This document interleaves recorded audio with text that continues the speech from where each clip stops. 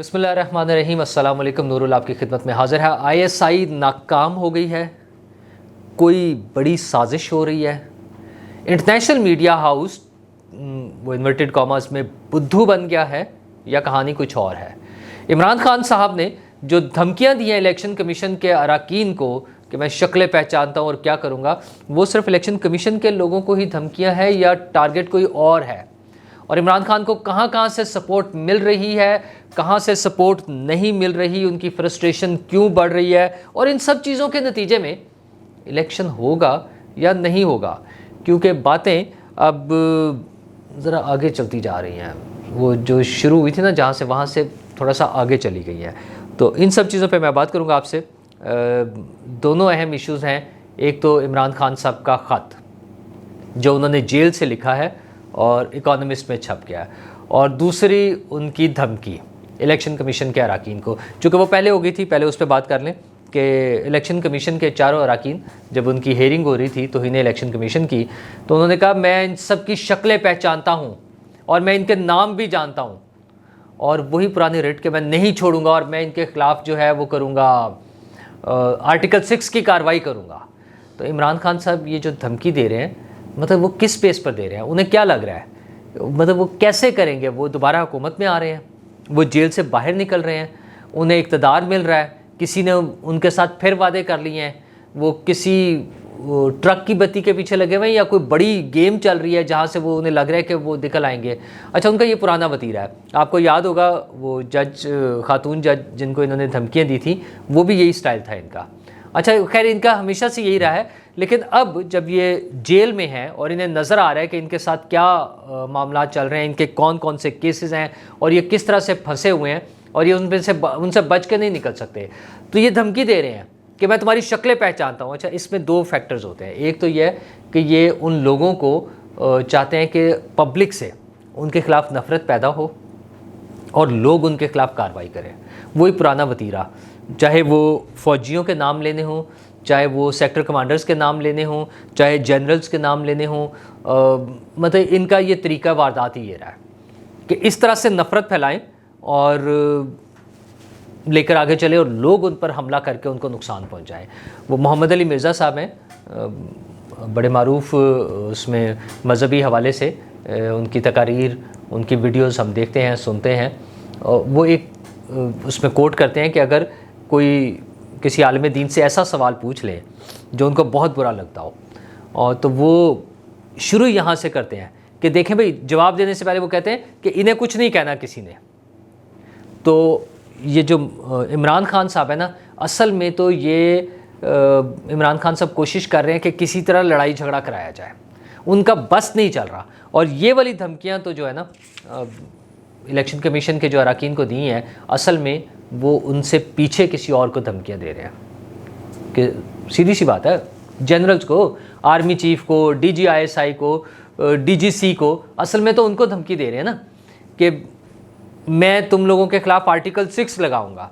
ये आर्टिकल 6 लगाने की उनकी जो ख्वाहिश है, जो फ़ौजी जनरल्स के ख़िलाफ़ कार्रवाई करने की जो उनकी ख्वाहिश है, ये कोई नई नहीं है, बड़ी पुरानी।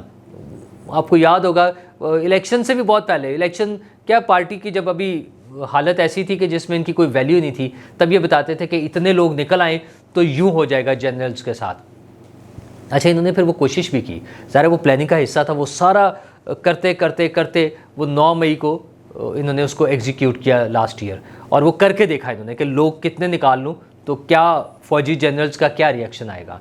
तो इमरान खान साहब तो नाकाम हुए उसमें, लेकिन उनकी वो ख्वाहिश अभी भी वहीं है। ये जो इलेक्शन कमीशन के अफराद को धमकी है, ये भी असल में वो फ़ौजियों को ही धमकी दे रहे हैं, फ़ौजी अफसरान को ही धमकी दे रहे हैं कि जनाब मैं आपके ख़िलाफ़ आर्टिकल 6 लगाऊंगा, मुझे आ लेने दें। और वो ख्वाहिश क्या उनकी कि कोई मेरे साथ आके बैठ के नेगोशिएट करे कि खान साहब नहीं आपने कुछ नहीं कहना। और जैसे कभी कभार उनके लोगों से बयान आता ना कि खान साहब ने कहा कि मैं अगर आ गया तो मैं आर्मी चीफ के ख़िलाफ़ कोई एक्शन नहीं लूँगा। ओ भाई, कहाँ आ गया, कहाँ से आ गया? मतलब इमरान खान साहब ऐसे शो करते हैं जैसे उन्हें पता नहीं है कि हमारे मुल्क का सिस्टम चल कैसे रहा है। वो क्यों भूल जाते हैं कि उन्हें इक़्तिदार में लाया कैसे गया था और कौन लेकर आया था, और किस किस चोर रास्ते से लेकर और कैसे कैसे लोगों को ब्लैकमेल करके ज़बरदस्ती करके इमरान खान को सपोर्ट कराई गई थी। इमरान खान को वोट दिलवाए गए थे उसमें कौमी असम्बली में भी, और बार बार जब ज़रूरत पड़ती थी तो कैसे वोट दिलवाए जाते थे। तो क्यों भूल जाते हैं इमरान खान साहब?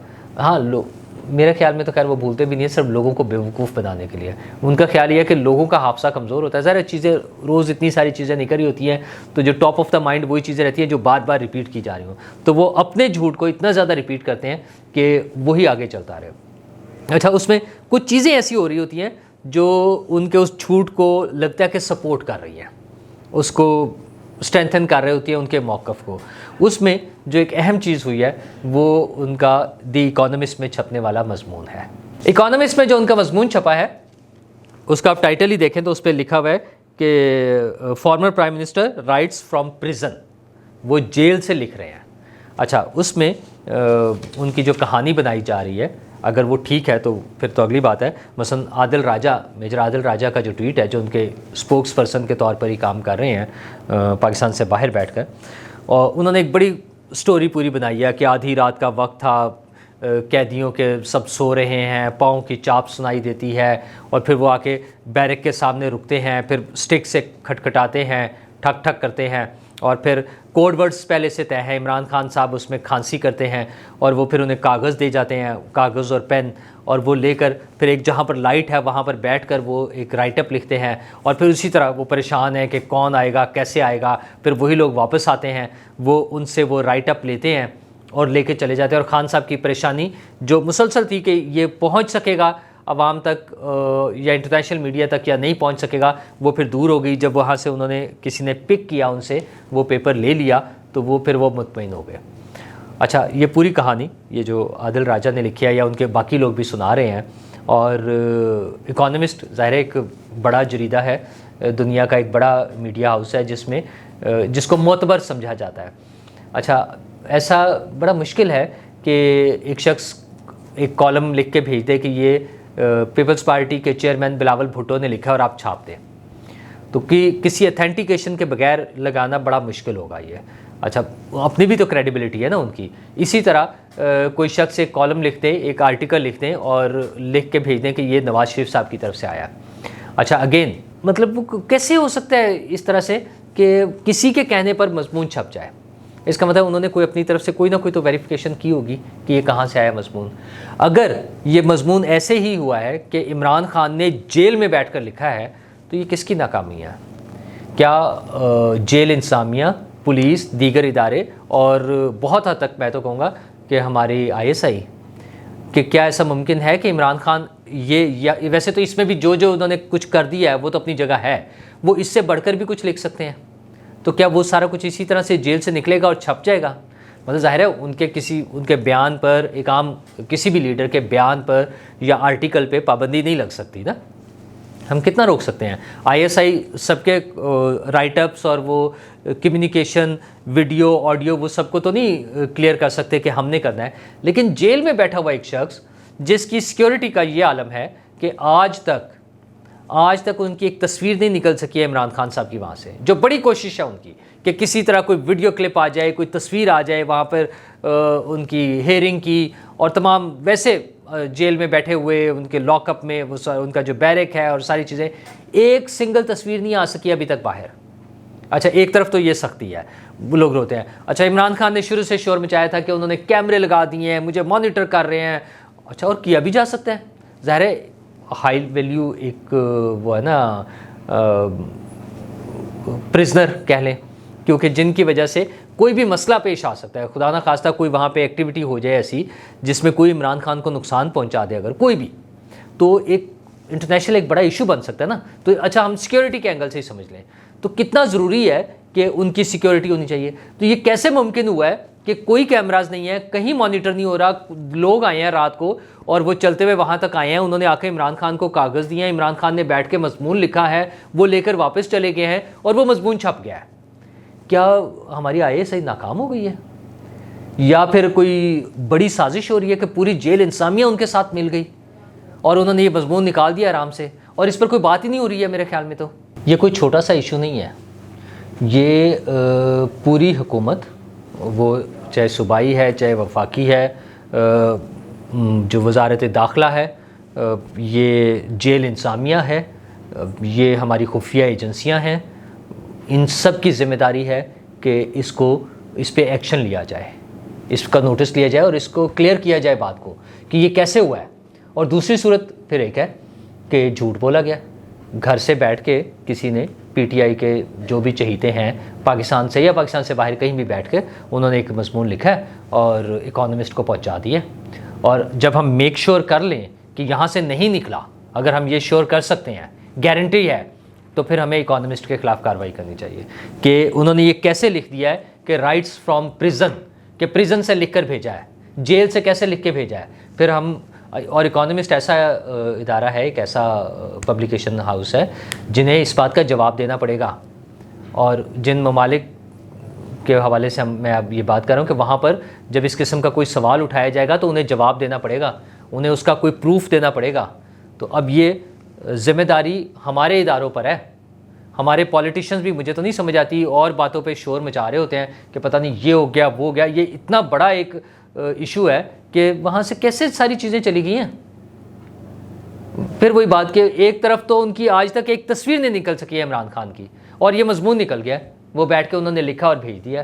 तो इसको बड़ा ज़रूरी है कि ये कहीं साजिश हो रही है, और साजिशें तो बहुत सी हो रही है ना, सिर्फ ये नहीं हो रही। ये जो इमरान खान साहब जो कर रहे हैं, धमकियाँ दे रहे हैं, जनरल्स को धमकियाँ दे रहे हैं, इलेक्शन कमीशन के अरकान को, वो कहते हैं ना कहना तीनू ते सुनाना नोनू, मतलब बेटी को कहकर बहू को सुनाना। हाँ, मेरे ख्याल इसी तरह होता है, ऐसे ही है ना जी। हाँ जी, तो वो उन्होंने इलेक्शन कमीशन को नहीं दी, किसी और को धमकियाँ दे रहे हैं वो। और ये जो मजमून लिख दिया उन्होंने, उसके कंटेंट पे तो एक अलग इशू है ना कि क्या कुछ वही कि जी इलेक्शन कमीशन बड़ी ज्यादती कर रहा है, हुकूमतें बड़ी ज्यादती कर रही हैं, आइन की खिलाफ वर्जी हो गया, हमारी पार्टी पे जुल्म हो गया। ये सारी चीज़ें अपनी जगह, सिर्फ एक पॉइंट है कि ये कैसे मुमकिन हुआ है कि जेल में बैठा हुआ एक शख्स मजमून लिख के भिजवा रहा है, और वो शख्स इमरान खान जो उस सिक्योरिटी हिसार में है। अदरवाइज़ कल को खुदा ना खास्ता कोई भी बड़ा वाक़या हो सकता है। और अभी ताज़ा तरीन हुए हैं जेल में, एक दो वाक़यात ऐसे हुए हैं पिछले दिनों, मैं उसको कोट नहीं करना चाह रहा था, जहाँ एक शख्स को जेल में मर्डर कर दिया गया, बाकी 4 कैदियों ने मर्डर कर दिया एक शख्स को, हाथ पाँव बांध के उसके साथ ज्यादती की और उसको मर्डर कर दिया। तो उस पर भी मुझे नहीं समझ आती कि कैसे हो गया, वो सारे पुलिस वाले, जेल सामिया कहाँ थी। तो अगर इमरान खान की सिक्योरिटी नहीं है तो फिर कोई खुदा ना खास्ता इतना बड़ा हादसा हो सकता है कि फिर अब सफाइयाँ देते फिरेंगे और मुश्किल हो जाएगा मैनेज करना। तो जनाब, इसको फौरी तौर पे इस पर एक्शन लिया जाए, इसको क्लियर किया जाए, जो लोग इसमें मुलव्वस हैं उनको सज़ा दी जाए, और अगर ये फ्रॉड हुआ है, ड्रामा हुआ है, तो फिर सू कर दें जाके इकोनॉमिस्ट को, उनसे पूछा जाए कि ये कैसे हुआ है। क्योंकि साजिशें जो हो रही हैं वो अल्टीमेटली इलेक्शन कैंसिल कराने की बात हो रही है।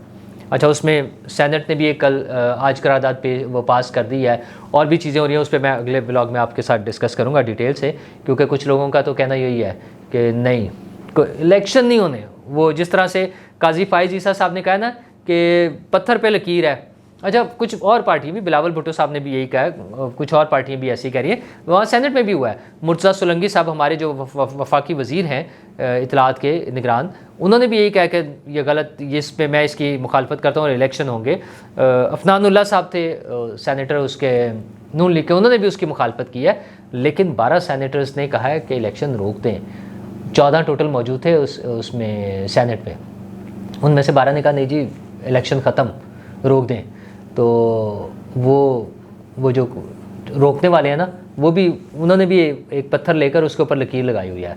अब या वो पत्थर सामने आ जाएगा या फिर काजी साहब वाला पत्थर। देखते हैं कि कौन सा पत्थर भारी है।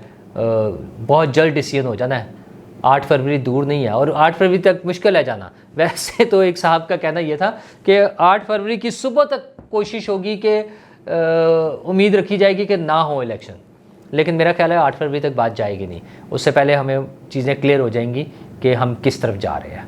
तो बाकी अगले व्लॉग में फिर आपके साथ डिटेल से इन इश्यूज़ पे डिस्कस करूँगा। शुक्रिया।